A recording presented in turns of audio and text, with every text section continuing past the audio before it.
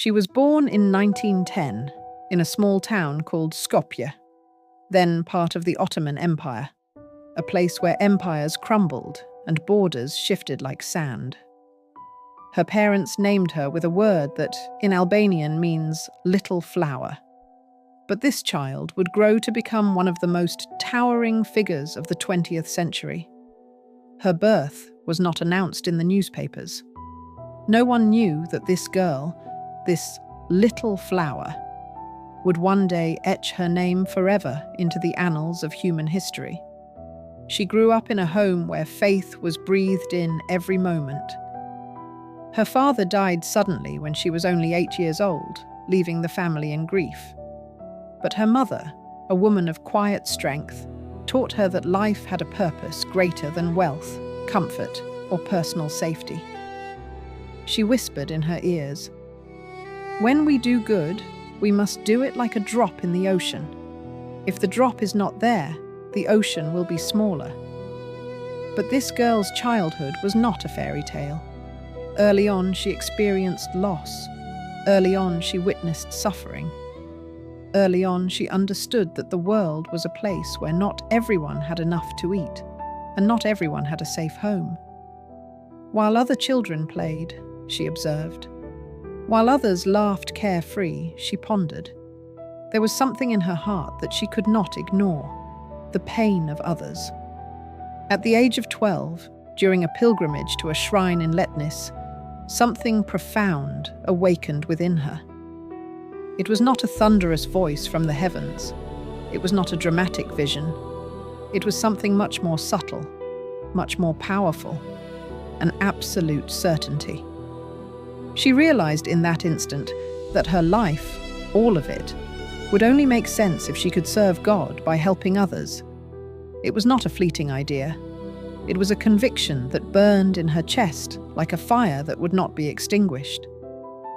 She knew there was a calling upon her life, a calling that demanded everything, a calling that allowed for no half measures, no compromises, no comforts. At the age of 18, in 1928, she made a decision that left her family in tears. She would leave her country. She would leave everything she knew. She would leave the safety of home to follow a purpose that only her heart could comprehend. In her last encounter with her mother, before departing for an unknown land, there were silent embraces. There were tears that needed no words. Her mother whispered, "Put your hand to the work of God, my daughter. But remember, wherever you go, carry Jesus in your heart." Neither of them knew it would be the last time they would see each other in this life. She travelled to Ireland to join a community of nuns. There she learned English. There she prepared for a life dedicated to spiritual service. Months later, she was sent to India, a land of immense beauty and immense suffering. For nearly 20 years, she taught geography and catechism at a school in Calcutta. She educated children from wealthy families. She lived within walls that protected her from the outside world. She had guaranteed food. She had a safe roof over her head. She had respect and recognition. She even became the headmistress of the school. But her heart was crying out. Each night, when she withdrew to pray, she felt that original calling, the one that had awakened when she was 12, echoing with renewed strength. There was a greater task. There was a more sublime mission. There were people suffering while she remained protected. She watched, through the convent windows, the reality of the world outside. She saw poverty. She saw neglect. She saw people who no one wanted to touch, no one wanted to look at, no one wanted to acknowledge as human beings. And that inner voice, the same voice that had spoken to her at 12, kept whispering, "There is more. There is something greater. You have been called to this." One day, in 1946, during a train journey to the mountain town of Darjeeling, she faced the raw reality of extreme poverty for the first time. not through convent windows, not through stories, but face to face. She saw children with eyes devoid of hope. She saw women with bodies consumed by hunger.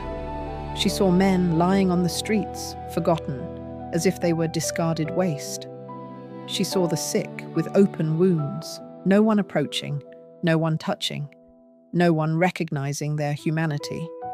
And something within her broke. It was not an emotional collapse. It was a spiritual awakening. In that moment, she heard, as clearly as if someone were whispering in her ear, a voice that said, "I thirst. Come, be my light.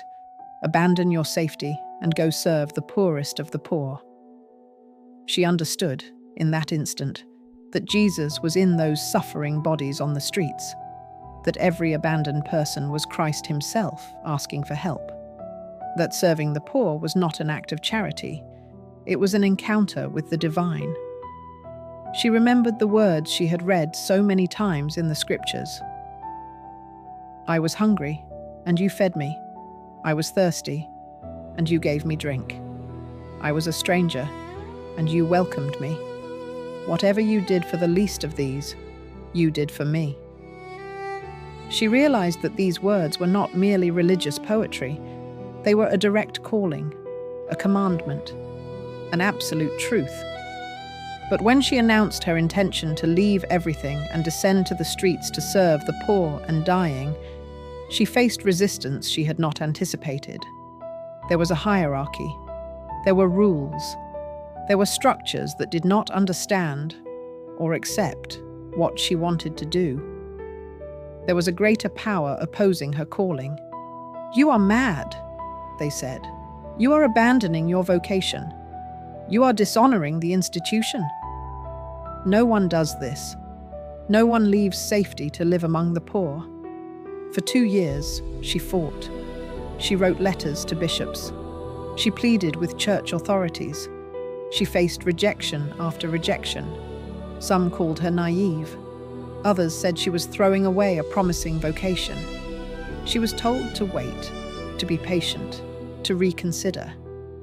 But she knew, with a certainty that defied logic, that the streets were calling her name. She knew something they did not. When God calls, no human power can stop it. She quoted scriptures. She showed that Jesus had said, "The greatest among you will be your servant."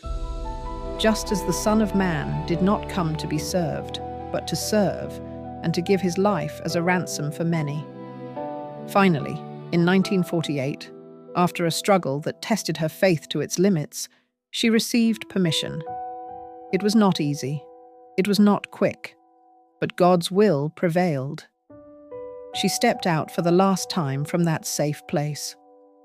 Now, she wore a simple white sari with blue borders, the same that the poorest women in India wore. She carried only the essentials.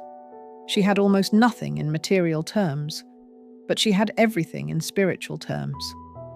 Her first days were marked by extreme solitude. She had no convent, no community, no students. She found a small room in a slum, but even that was temporary. Some nights, she slept on the streets. She ate what she could find. No one knew her. No one knew who she was. To the world, she was just another poor woman among millions. She, who had been a respected teacher and headmistress, was now invisible. But she did not see herself as diminished. She saw herself as finally free.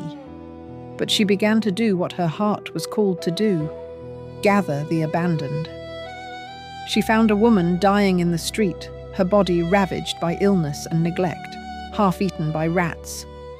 She took her to a hospital but was turned away. She is too poor. She will die anyway. Why waste resources on her? At that moment, she made a promise. Then I will care for her myself. I will give her dignity.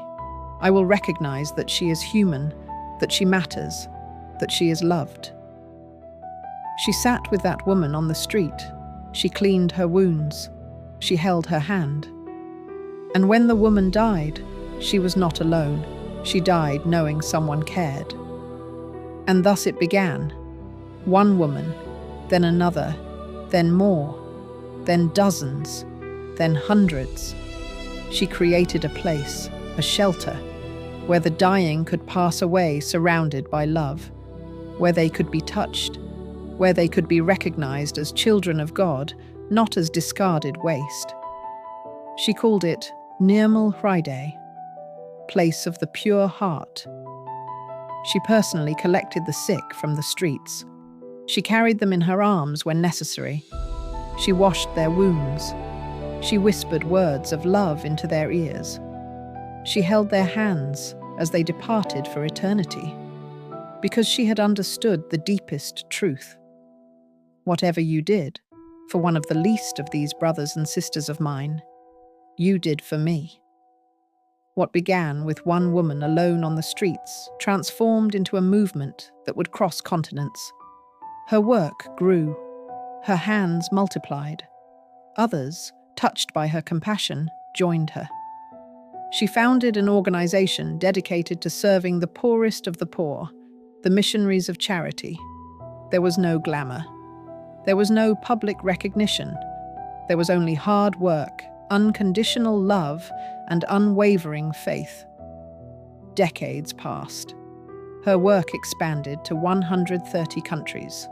Today, more than 5,000 sisters continue her mission.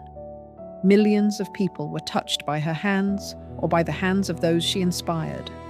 And then, the world finally recognized her.